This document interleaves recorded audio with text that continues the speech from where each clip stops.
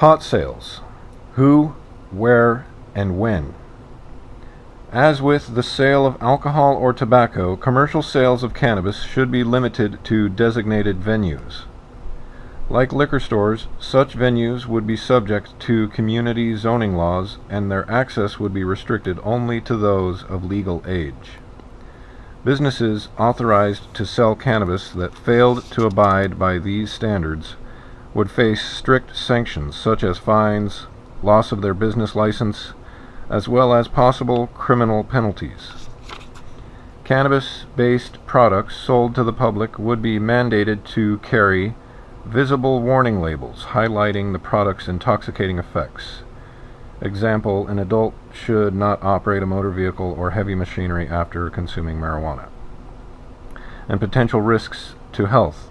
Example, women who are pregnant or nursing should not consume marijuana. As well as information about the product's THC content and potency. These labels should also indicate to the consumers whether the cannabis being sold was grown organically or with the use of pesticides.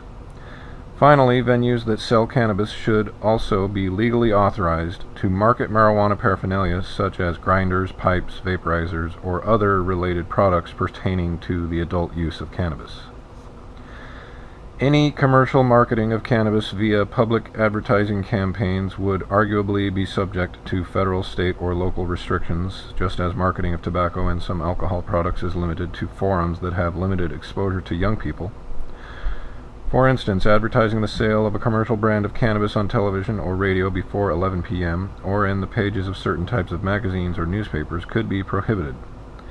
Cannabis sales to consumers could also be restricted to certain days or hours of the day, as is already the case with alcohol.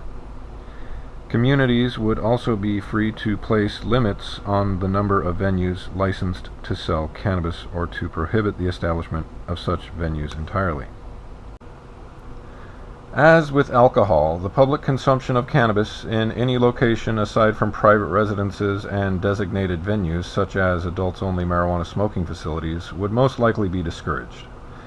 Those who violate public no-smoking laws would face sanctions ranging from civil fines to more severe penalties, including potential criminal charges. In short, laws allowing for the legal use of cannabis, like booze, should not permit its use whenever and wherever one chooses. Under the system we are proposing, private employers would still have the discretion to prohibit their employees' marijuana use on company time and to sanction or fire employees who arrive to work under the influence of cannabis, just as they currently do for alcohol.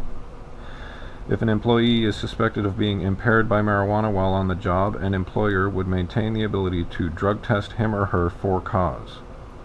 Presently, many businesses already engage in such testing. For example, many construction companies will insist that employees undergo post-accident blood testing, which, unlike urinalysis, can better determine whether someone has consumed marijuana or other drugs in the previous few hours, as opposed to the previous few days.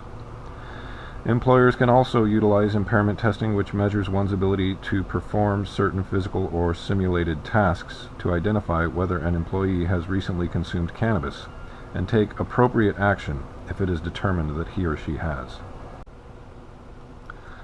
Finally, the manufacturing and sale of cannabis by licensed companies should be subject to taxation. State and local taxes would apply to cannabis sold at state-licensed retail outlets, just as these same taxes apply to the sale of alcohol, tobacco, and gasoline now. Licensed manufacturers and retailers of cannabis would also be subject to state and local sales tax on their profits, like all other commercial businesses. How much revenue could such a system produce? As we noted in Chapter 8, by some estimates, the federal legalization of pot could reap over $30 billion annually. Ideally, portions of this newfound revenue could be redirected to federal and state public health programs to pay for drug treatment and education efforts, much like how sin taxes imposed on tobacco products are currently used to pay for anti-tobacco advertising. Of course, imposing regulatory and licensing requirements on the commercial production and sale of cannabis would not necessarily restrict the activities of the small-time home grower, just as America's alcohol regulations allow for the unlicensed private production of home brew by adults. We believe that individuals should also be able to legally engage in the non-commercial production of cannabis without having to obtain a government license or pay a state or federal surcharge. That said, it is likely, even under a system of cannabis regulation, that many consumers will not decide to consistently grow their own herb, just as most Americans choose not to consistently grow their own vegetables or brew their own beer.